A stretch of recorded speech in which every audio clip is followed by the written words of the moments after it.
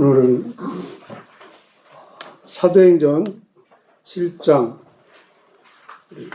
후반부 함께 보시겠습니다. 제목이 스데반의 순교에 되어 있습니다.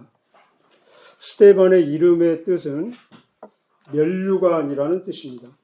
스데반은 우리도 다 각자 이름이 있죠. 스데반은 자기의 이름처럼 잘 살았습니다. 죽도록 충성하라. 그리하면 생명의 면류관을 내게 주리라 말씀하십니다. 오늘 본문은 스데반의 명설교의 후반부 그리고 그 설교에 대한 대가로 장렬하게 순교하는 죽음을 맞이하는 그런 내용입니다. 30절에 40년이 참에 천사가 시내산 광야 가시나무 떨기 불꽃 가운데서 모세에게 보이거늘. 그래서 모세로부터 시작해서 또 여호수아 나오고 다윗, 솔로몬 이렇게 나오면서 이런 모든 아브라함부터 시작되지 않았습니까? 이런 모든 내용들 그리고 성막, 성전은 결국은 예수 그리스도를 증거하고 예수 그리스도에게 맞춰져 있다. 이 결론입니다. 이 결론에 대한 그들의 반응은 우리 다음 장 한번 넘어가서 51절부터 53절까지 읽겠습니다. 51절부터 53절까지 시작. 목이 걷고 마음과 귀에 할례를 받지 못한 사람들아, 너희도 너희 조상과 같이 항상 성령을 거스리는도다. 너희 조상들이 선지자들 중에 누구를 박해하지 아니하였느냐? 의인이 오시리라 예고한 자들을 그들이 죽였고 이제 너희는 그 의인을 잡아준 자요 살인한 자가 되나니 너희는 천사가 전한 율법을 받고도 지키지 아니하였도다 하니라. 여기 의인은 예수님 메시아를 말하고 있습니다. 스데반이 그들에게 너희는 성령도 거역하고 선지자들도 핍박하고 그리고 율법도 지키지 않았고 그리고 의인 그리스도도 배신하고 죽였다 이렇게 진단하고 있습니다. 예수님을 거절하는 것은 예수님을 증거하는 성령님을 거절하는 것이고 예수님을 거절하는 것은 예수님을 증거하는 선지자들을 거절하는 것이고 또 예수님을 거절하는 것은 메시아의 예언을 얘기하는 율법을 결국은 안 지킨 결과가 되는 것입니다. 여기에 대한 그들의 반응은 54절에 보면은 그들이 이 말을 듣고 마음에 찔렸습니다. 우리 베드로의 설교 기억나시죠? 2장에 보면은 베드로의 설교의 결론도 너희들이 예수를 십자가에 못 박았다. 그들의 반응은 마음이 찔렸습니다. 오늘 스데반의 설교에도 그들이 마음이 찔렸습니다. 죄를 지적받았습니다. 우리도 그런 경험이 있지 않습니까? 나의 죄를 통렬하게 지적받을 때 그 반응은 회개로 나타날 수도 있는가 하면은 오히려 막 분노하고 격분하며 화를 발하는 그런 경우도 있습니다. 똑같이 마음에 찔렸지만 베드로의 설교 때는 그들이 우리가 어찌할꼬 하면서 회개를 했는데 오늘 이들은 마음이 찔렸는데 그 반응으로 이를 갈며 막 기를 막고 개성을 부르짖는 그런 모습을 볼 수 있습니다. 똑같은 진리의 말씀을 선포해도 그 반응은 회개로서 구원에 이르게 할 수도 있는가 하면은 오히려 격분시키고 분노하고 더 회개의 자리로부터 멀어지는 그런 모습도 볼 수 있습니다.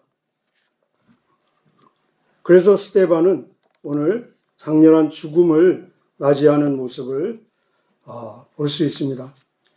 이렇게 능력이 많은 사람이 갑자기 죽으니까 굉장히 좀 안타깝지 않습니까?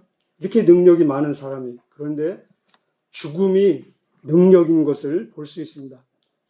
능력이 없으면 이렇게 죽을 수 있겠습니까? 능력이 죽음인 것을 볼 수 있습니다. 사람이 한 번 죽는 것은 정하신 것이요 그 후에는 심판이 있으리니 모든 사람들은 결국 한 번 죽음을 통과해서 영원한 세계에 들어갈 것입니다. 누구도 이 죽음의 관문을 피하지 못할 것입니다. 그런데 우리가 언제 어떻게 죽을 것인가를 선택할 수는 없지만 나는 이런 죽음을 맞이하고 싶다라고 간절히 기도하며 사모할 수는 있습니다. 여러분 혹시 그런 경험 있으십니까?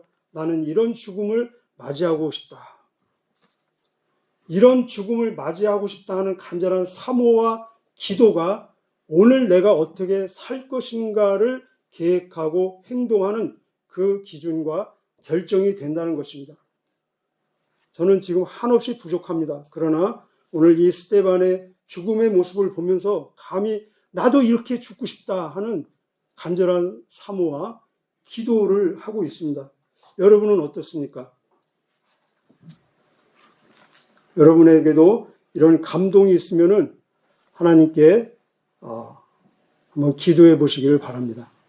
오늘 이 스데반의 죽음을 함께 보면서 스데반의 죽음이 우리에게 무엇을 보여주고 있는지 한 5가지 정도 우리가 발견하고 확인할 수 있습니다.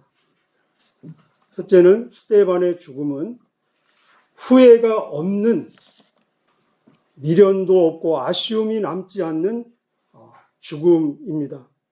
어차피 한 번 죽을 텐데 우리가 죽을 때 후회가 있다면 그것은 후회 있는 삶을 산 것입니다. 죽을 때 미련이 남는다면 그것은 미련한 삶을 살았다는 것입니다. 그러나 죽을 때 후회가 없다면 그것은 후회 없는 삶을 살았다는 것입니다. 스데반은 어떻게 후회 없는 죽음을 맞이할 수 있었겠습니까? 스데반은 뭐 하다 죽었습니까? 그것이 중요합니다. 스데반은 죄를 짓다 죽은 것도 아니고 놀면서 죽은 것도 아니고 병들어서 누워있다가 죽은 것도 아니고 전도하다가 죽었다는 것입니다. 전도는 천국 가면은 더 이상 할 필요 없습니다. 이 세상에서만 할 수 있는 일들 중에서 가장 위대하고 가장 중요하고 가장 시급한 일은 바로 전도라는 것입니다. 그래서 예수님 말씀하시기를 내가 하던 일 중에 가장 중요한 일을 너에게 맡긴다 해서 이것을 지상 위임이라고 얘기합니다. 왕의 명령이라고 해서 전도는 어명이라고도 얘기합니다. 그리고 예수님이 마지막 남긴 말이라고 해서 유언이라고도 합니다. 너희는 온 천하에 다니며 만민에게 복음을 전파하라. 이 스데반은 이 땅에서만 할 수 있는 일 중에서 가장 위대한 일, 전도를 하다가 죽었다는 것이 참으로 부러운 일입니다. 두 번째, 이 스데반의 죽음은 고통과 통증을 느끼지 않는 죽음입니다. 제가 이 얘기를 하면서 굉장히 사실은 조심스럽습니다. 아니, 돌 맞아 죽는 사람에게 어떻게 통증이 없다고 남의 죽음이라고 그렇게 막말해도 되는가? 제가 기도했습니다. 스데반한테 물어봤습니다. 근데 그렇게 말해도 된다라고 하는 것 같았습니다. 그 비결은 성령 충만입니다. 저와 여러분 죽을 때도 성령 충만하시기를 축복합니다. 우리 55절 전반부 보실까요? 55절. 스데반이 성령 충만하여, 처음에도 성령 충만으로 시작하고 성령 충만한 상태에서 복음을 전하고 죽는 순간에도 성령 충만한 모습을 볼 수 있습니다. 우리 그 말씀 아시죠? 술 취하지 말라. 성령 충만을 받으라. 공통점이 있다는 것입니다. 만약에 술로 충만하면은 다른 사람이 볼 때는 추워 보이고 부끄러워 보이고 창피해 보일 수 있는데 정작 본인은 그것을 느끼지 못합니다. 그 충만한 술이 그 몸 안에서 뭔가 작동하고 일하고 있다는 것입니다. 여러분 약물 마취를 받아본 경험이 있으십니까? 수술 받을 때 약물 마취를 받으면 막 끔찍한 일이 벌어지고 있지 않습니까? 막 배를 칼로 자르고 가위로 찢기도 하고 피가 절절 흐르고 꼬매기도 하고 다른 사람은 이 끔찍한 모습을 볼 수가 없습니다. 그런데 정작 본인은 아무 통증을 못 느낍니다.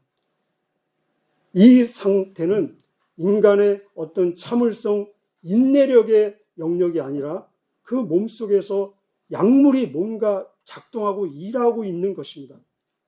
하물며 이런 저희가 이해할 수 없는 이런 화학 물질도 몸속에 들어가면 이 엄청난 일을 하고 있는데 성령이 충만하다는 것은 바로 그의 영과 혼과 몸과 관절과 골수 모든 세포까지도 다 강력하게 역사하며 작용하는 그런 성령의 충만이라는 것입니다. 여기서 말하는 성령 충만은 우리가 보통 말하는 성령 충만, 그 훨씬 영역, 그 지경을 뛰어넘어서 강력하게 작용하는, 그래서 술 기운을 뛰어넘는 그런 것과 비교할 수 없는, 어떤 약물 마취 그런 것과 비교할 수 없는 모든 고통과 통증을 능히 이기게 하는 성령의 강력한 역사가 지금 스데반 영과 혼과 몸속에서 강력하게 작동하고 있는 모습을 볼 수 있습니다.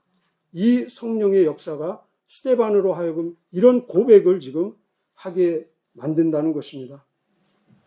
세 번째, 스데반의 죽음은 두려움을 초월한 죽음인 것을 볼 수 있습니다. 55절 아까 스데반이 성령이 충만하여, 우리 그 다음부터 읽어보실까요? 55절 56절 시작. 하늘을 우러러 주목하여 하나님의 영광과 및 예수께서 하나님 우편에 서신 것을 보고 말하되 보라 하늘이 열리고 인자가 하나님 우편에 서신 것을 보노라 한데, 여기 본다라는 단어에 밑줄을 그어보시기 바랍니다. 몇 번 나옵니까? 주목한다. 주목한다는 것은 그냥 대충 보는 것이 아니라 완전히 집중해서 모든 눈의 시선을 거기 한 군데 모았다는 것입니다. 그리고 우편에 서신 것을 보고, 56절에도 보라, 끝에도 보노라, 4번 나옵니다. 4번. 스데반은 지금 뭘 안 보고 있는지, 뭘 보고 있는지 한번 관찰해 보시기 바랍니다. 스데반은 땅을 보고 있지 않습니다. 스데반은 자기에게 막 발악하며 열광하며 돌을 던지는 사람들을 보고 있지 않습니다. 그리고 자기에게 날라오는 돌을 보고 있지 않습니다. 무엇을 보고 있습니까? 하늘을 보고 있습니다. 그것도 그냥 대충 보는 것이 아니라 완전 집중해서 주목해서 보고 있습니다. 그리고 하나님의 영광을 보고 있습니다. 하나님 우편에 서신 예수님을 보고 있습니다.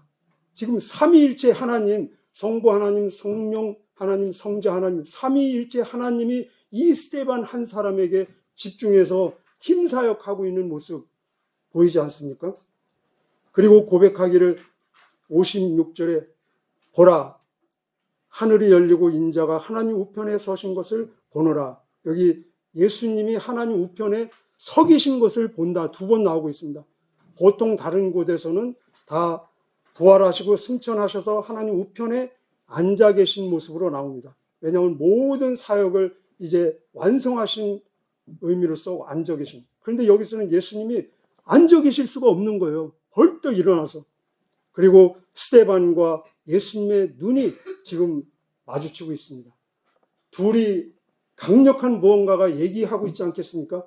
눈빛으로 얘기하는 거. 그래서 예수님이 말씀하시고 스데반이 응답하고, 예수님이 우리 굉장히 막 중요하고 반가운 사람 올 때 신발도 안 신고 막 이렇게 마중 나간다고 그런 표현이 있죠. 지금 예수님이 그런 자세를 지금 막 스데반을 영접하는 것입니다. 그리고 인정하는 것입니다. 얼마나 강력한 지지를 보내고 있지 않겠습니까?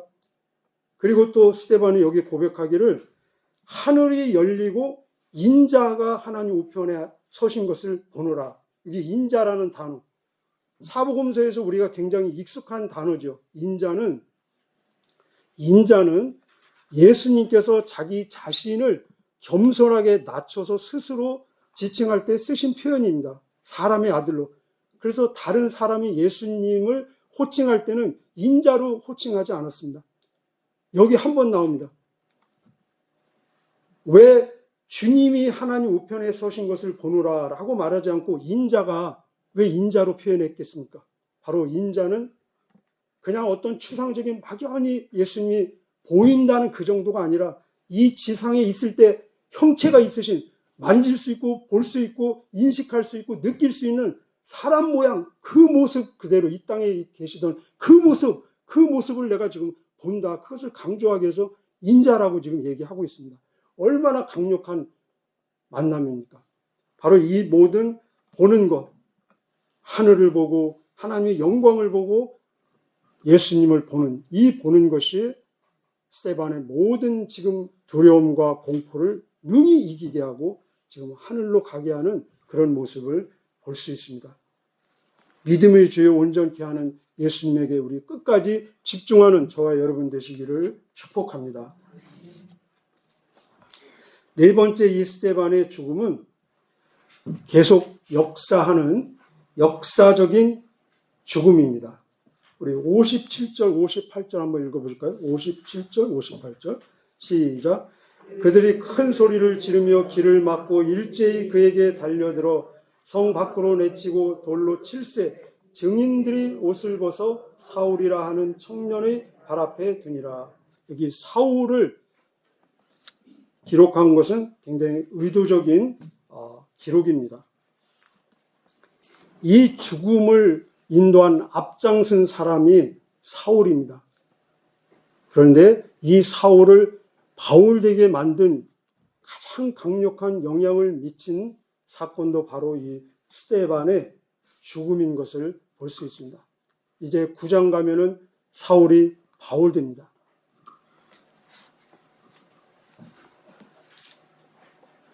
그리고 13장에 바울이 선교사로 파송을 받습니다. 그래서 1차 선교 여행 때 어떤 경험을 하는지 아십니까? 14장에 가보면 니고니온이라는 곳에 가서 돌을 맞습니다.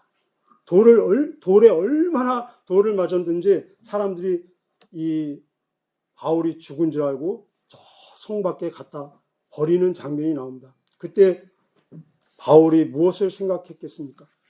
하나님을 원망할 수 있겠습니까? 자기에게 돌을 던지는 그 사람들을 미워할 수 있겠습니까? 아마 이 스데반 비슷한 기도를 하지 않았겠습니까? 그리고 나중에 22장 20절에 가보면은 바울이 그렇게 고백을 합니다. 22장 20절에 바울의 고백입니다. 또 주의 증인 스데반이 피를 흘릴 때 내가 곁에 서서 찬송하고 그 죽이는 사람들의 옷을 내가 지키고 있었다. 이렇게 고백하는 모습을 볼 수 있습니다. 바로 이 스데반의 죽음은 사울을 바울로 만들고 더 나아가서 복음이 땅끝까지 나아가는데 결정적인 출발점이 되었다는 것입니다. 여러분 한번 사도행전을 잠깐 요약 한번 해보겠습니다. 사도행전의 요절이 어디라고 생각하세요? 사도행전의 요절. 물론 여러 군데로 얘기할 수 있지만 복음적인 측면에서 보면은 1장 8절이라고 말할 수 있습니다. 그래서 사도행전을 공부하는 사람들은 최소한 1장 8절을 암송해야 돼요. 오직 성령이 너희에게 임하시면 너희가 권능받고 예루살렘, 온 유대, 사마리아 땅끝까지 이르러 예수님의 증인이 되리라 그랬습니다. 그래서 2장에서 성령이 임했습니다. 그래서 그들은 권능을 받았습니다. 그리고 증인이 되었습니다. 다 되었죠. 자, 그러면은 예루살렘, 온 유대, 사마리아 땅끝까지 이르러 내 증인이 되리라. 이 순서는 시간의 순서가 아닙니다. 예루살렘을 다 완성하고 나서 유대로 가고, 유대를 다 완성하고 나서 또 사마리아로 가고, 사마리아 완성하고 나서 땅끝까지 가는 것이 아니라 원래 그 헬라어 성경 원어에는 그냥 동시적인 것입니다. 예루살렘, 유대, 사마리아 온 땅이 동시적으로 복음이 증거되어지고 증인이 될 것이다. 그런데 그들은 성령이 임했고 능력도 받고 증인이 됐습니다. 그런데 문제가 무엇입니까? 예루살렘을 안 떠난 것입니다. 6장이 될 때까지도 예루살렘에만 머물러 있어요. 그런데 이 스데반의 죽음을 기점으로 해서 8장에 가면은 스데반의 이 환란을 통해서 사도 위에는 모든 성도들이 온 유대와 사마리아로 흩어져서 숨은 것이 아니라 복음을 전하고, 그리고 11장에도 가보면은 스데반의 환란을 통해서 모든 성도들이 구브로 또 어딥니까? 안디옥까지 이르러서 그곳에서 복음을 전하게 되었다. 결국은 이 스데반의 순교가 예루살렘에 머물러 있는 그 복음이 온 유대 사마리아 땅끝까지 갑자기 확산되어지는 시발점이 되었다는 것입니다. 지금도 스데반의 죽음은 우리에게 뭔가 강력한 메시지를 주고 있지 않습니까? 한 가지 더요. 성경에서 예수님의 십자가 사건 말고 사람들의 죽음을 표현하는 그 내용 중에서 구약 신약 전부를 통틀어서 스데반의 죽음만큼 이렇게 가장 장렬하게 그리고 자세히 많은 지면을 할애해서 설명한 죽음은 없습니다. 스데반의 죽음이 가장 자세하게 많은 지면을 할애해서 소개하고 있습니다. 그만큼 강력한 메시지를 그리고 역사적인 사건이라는 것입니다. 자, 다섯 번째 이 스데반의 죽음은 우리에게 가장 중요한 것은 뭐니 뭐니 해도 영혼의 구원 아니겠습니까? 구원. 그렇죠. 자기를 구원하고 그리고 다른 사람들의 구원을 위한 죽음이라는 것입니다. 그리고 기도로 마무리하는 죽음이라는 것입니다. 우리 59절, 60절 읽겠습니다.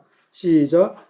그들이 돌로 스데반을 치니 스데반이 부르짖어 이르되 주 예수여 내 영혼을 받으시옵소서 하고 무릎을 꿇고 크게 불러 이르되 주여 이 죄를 그들에게 돌리지 마옵소서 이 말을 하고 사니라. 여러분 마지막 말 무슨 말을 남기고 싶습니까? 마지막 말은 그 사람의 전부의 말입니다. 가장 진실된 말입니다. 그리고 가장 중요한 말입니다. 스데반의 마지막 말은 주 예수여 내 영혼을 받아 주옵소서. 자기의 구원을 위한 기도요. 그리고 예수님을 부른다는 것입니다. 우리는 천하 이 땅에 있을 때 아무리 위대한 일을 해도 우리의 공로, 행위로는 구원받을 수 없습니다. 주 예수의 이름을 부르는 자만이 구원을 받을 수 있습니다. 누구든지 주의 이름을 부르는 자는 구원을 받으리라. 이 스데반도 주 예수여 내 영혼을 받아 주옵소서. 그렇습니다. 성도에게는 이 죽음의 자리가 자기의 신앙 믿음을 확인하고 증명하고 선포하고 확산시키는 자리입니다. 더 나아가서 자기의 구원을 위할 뿐만 아니라 다른 사람들, 자기에게 돌을 던지는 그 원수들의 구원을 위해서까지 기도하는 모습, 모든 미움으로부터 구원받는 죽음인 것을 볼 수 있습니다. 모든 성도는, 저와 여러분 모든 성도는 이 세상을 떠나서 천국에 가면은 결국은 예수님처럼 됩니다. 믿습니까?